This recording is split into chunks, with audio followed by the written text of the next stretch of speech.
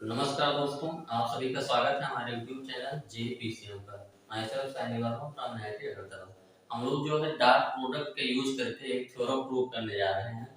Prove that the altitudes of a triangle are concurrent. ये हम लोग 9th 10th से पढ़ते आ रहे हैं कि जो किसी भी ट्रायंगल के जो एल्टीट्यूड होते हैं वो कॉन्करेंट होते हैं, यानी जो तीनों एल्टीट्यूड होते हैं वो एक कॉमन पॉइंट से पास होते हैं। कॉन्करेंट का मतलब होता है कि एक कॉमन पॉइंट से पास होना। तो इसको हम लोग स्टार्ट करते हैं।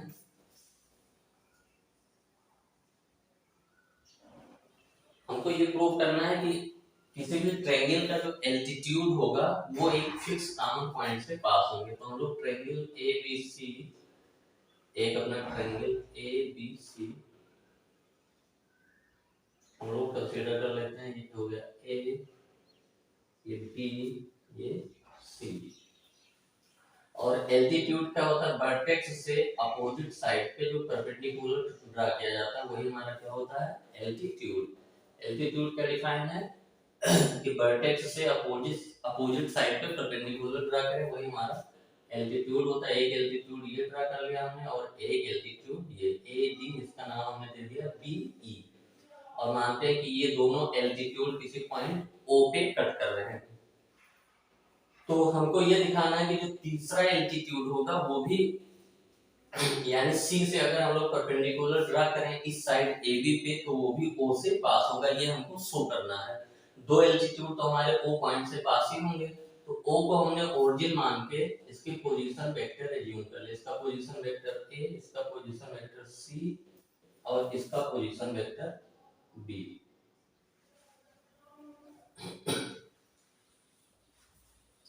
तो इसमें हम लोग जो लिए हैं लिख देते हैं let in the triangle ABC AD and BE are the two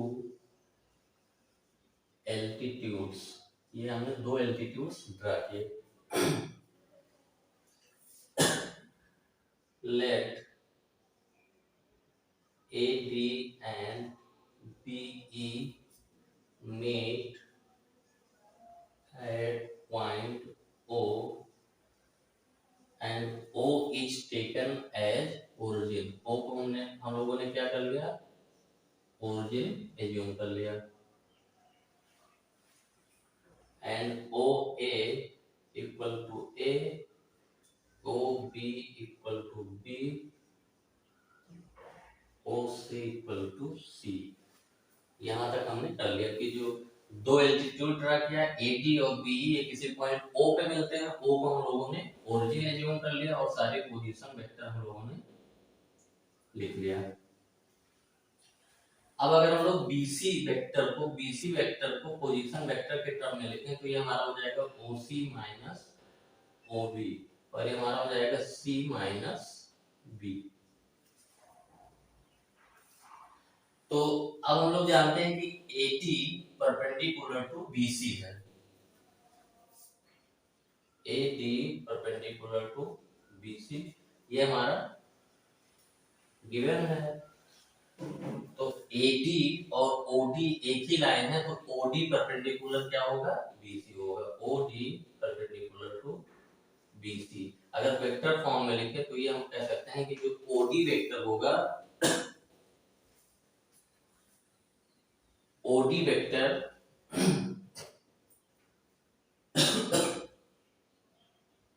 perpendicular to BC, या हमारा OA वेक्टर हम लोग कह सकते हैं परपेंडिकुलर R OD, या OA vector perpendicular to BC vector. क्योंकि ये OA है और ये BC वेक्टर है, तो OA वेक्टर हमारा क्या होगा? BC वेक्टर के परपेंडिकुलर होगा। तो दो परपेंडिकुलर वेक्टर्स का डॉट प्रोडक्ट होता है 0, तो हम OA और BC का डॉट प्रोडक्ट लेते हैं। OA dot BC equal to हमारा OA हमारा क्या है? A और BC हमारा क्या है? B minus C dot equal to क्या हो जाएगा? 0, यानी A dot B minus A dot C equal to 0, ये इक्वेशन नंबर 1 हम लोग ले लेते हैं। ओ ए परपेंडिकुलर बीसी से हमारा मिला A dot B minus A dot C equal to 0। अब फिर हम लोग क्या कहेंगे कि जो OB होगा, ये OB परपेंडिकुलर टू AC होगा। हम लोग जानते हैं कि जो BE है हमारा, BE परपेंडिकुलर टू AC, क्योंकि BE हमारा क्या है, एल्टीट्यूड है, तो वो साइड के परपेंडिकुलर होगा। और OB हमारा BE लाइन पे है, तो अगर वेक्टर फॉर्म में हम लोग लिखें तो OB perpendicular to AC vector. यहां से हमको क्या मिल जाएगा कि OB vector dot AC vector equals to 0, क्योंकि दो परपेंडिकुलर वेक्टर्स का डॉट प्रोडक्ट क्या होता है, 0 होता है। OB हमारा क्या है, B, और AC हमारा क्या हो जाएगा, C minus A vector equals to 0। ये हमारा डिस्ट्रीब्यूटिव होगा, B dot C minus B dot A equal to 0। ये इक्वेशन नंबर 2 आ गया हमारे पास। तो जो गिवन इंफॉर्मेशन है उसी का यूज हम लोग कर रहे हैं। ये OB परपेंडिकुलर टू AC है, OB और AC का डॉट प्रोडक्ट हम लोगों ने कर लिया, और एक OA परपेंडिकुलर टू BC है, इनका डॉट प्रोडक्ट कर लिया। अब इक्वेशन 1 और इक्वेशन 2 को हम लोग ऐड कर देते हैं। तो इक्वेशन 1 क्या है, A dot B minus A dot C plus equation 2 का है B dot C minus B dot A equal to 0 plus 0, क्योंकि दोनों इक्वेशन का राइट हैंड पार्ट हमारा क्या है, 0 है। A dot B equals to B dot A होता है, तो ये B डॉट A और A डॉट B से खत्म हो गया। हम लोग जानते हैं कि डॉट प्रोडक्ट जो है कम्यूटेटिव होता है, A dot B equals to B dot A। यहां से हमारा मिला B dot C minus A dot C equals to 0। यहाँ से डॉट प्रोडक्ट C हम लोग कॉमन कर लेते हैं, तो ये B minus A equal to 0। C dot B minus A, और C हमारा क्या है, C को हम लोग लिख सकते हैं OC। C हमारा ये क्या है, OC। तो यहाँ से हमको क्या पता चला गया कि OC डॉट और B माइनस A क्या होगा, AB वेक्टर। अगर वेक्टर फॉर्म में लिखें तो AB vector dot equals to 0। OC dot AB vector equal to 0, यानी OC और AB का डॉट प्रोडक्ट हमारा क्या है, जो O से ये लाइन जा रही है OC और AB क्या है, परपेंडिकुलर है। तो यहाँ से हम लोग क्या कह सकते हैं कि OC परपेंडिकुलर टू AB, यानी OC अगर AB के परपेंडिकुलर होगा तो इसको अगर हम लोग ये बढ़ा दें कहीं पे तो DEF पॉइंट पे मिलता होगा। तो अगर ये OC हमारा इसके परपेंडिकुलर है तो इसको बढ़ाने वाली जो लाइन OF है वो भी क्या होगा, AB के परपेंडिकुलर होगा। This implies that OF perpendicular to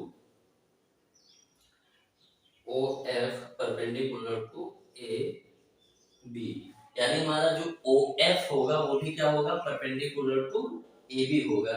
यानी ये जो तीसरी वाली लाइन हम लोगों ने जो देखी है O से जो पास हो रही है, ये भी क्या है, एल्टीट्यूड ही है। इसका मतलब क्या हो गया कि दो तो हमारे मिलेंगे ही मिलेंगे, तीसरा पॉइंट सॉरी तीसरा लाइन हम लोगों ने दिखा दिया, जो तीसरा एल्टीट्यूड होगा